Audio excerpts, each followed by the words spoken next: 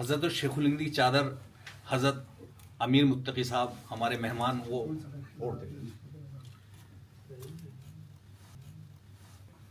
جب شیخ الہند مولانا محمود الحسن صاحب رحمہ اللہ تعالی 1915 میں مولانا عبید اللہ سندھی صاحب کو کابل میں بھیج دیا جی تو پتہ نہیں کہ کون سے ارمانوں کے ساتھ انہوں نے اس کو بھیج دیا.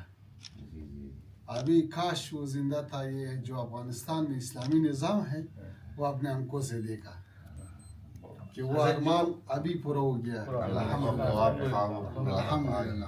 یہ خواب جس کا ذکر کر رہے ہیں ہم تاریخوں میں پڑھتے تھے کتابوں میں کہ ایسا اسلامک نظام ہو گیا تھا جسے حضرت ابوبکر صدیق حضرت عمر فاروق رضی اللہ عنہ کے زمانے میں وہ اب ہم نے اپنے آنکھوں سے دیکھا ہے. مسلم ممالک بہت ہیں لیکن اس پولیٹیکل اسلام ہم نے دیکھا ہے. پولیٹیکل اسلام ہماری خواہش ہے کہ ہم جا کے اپنے آنکھوں سے دیکھیں آپ کی وہ سادگی وہ سب چیزیں. اور آپ کو پتہ ہے کہ افغانستان میں سب سے مشہور تفسیر جو ہے اس کو کہتے ہیں کابلی تفسیر، کابلی تفسیر. اس تفسیر کا جو ترجمہ ہے وہ شیخ الہند مولانا محمود الحسن رحمہ اللہ تعالیٰ کا ہے. وہ افغانستان میں سب سے مشہور تفسیر ہے. جزاکم اللہ خیرا. اچھا ٹوپی یہ ٹوپی آپ کی لائے جو پسند ہوئی انہی کی ٹوپی ہے.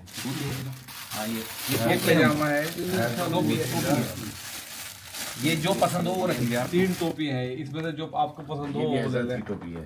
اچھا ہاں یہ انہی کی ٹوپی. یہ بھی ٹوپی انہی کی ہے. اچھا جو ٹوپی آپ کو پسند ہو آپ کے لیے اچھا اس میں کوئی سی آپ رکھ لیے جو آپ کو پسند ہو. یہ اچھا ہے. ٹھیک ہے سب اچھا ہے.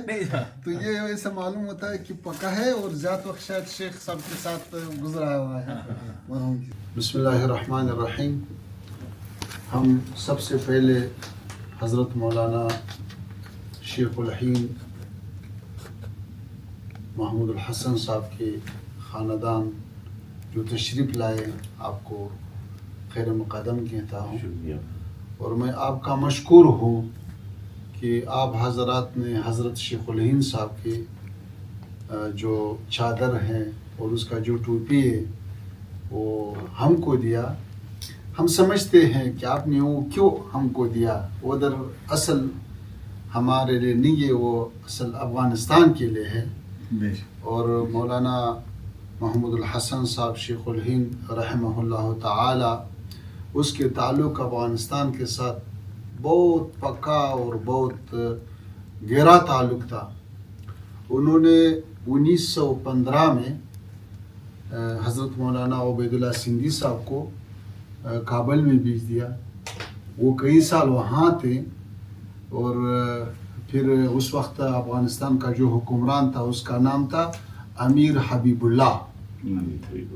امان اللہ خان کے باپ امیر حبیب اللہ اس وقت افغانستان کے حکمران تھے. حکیم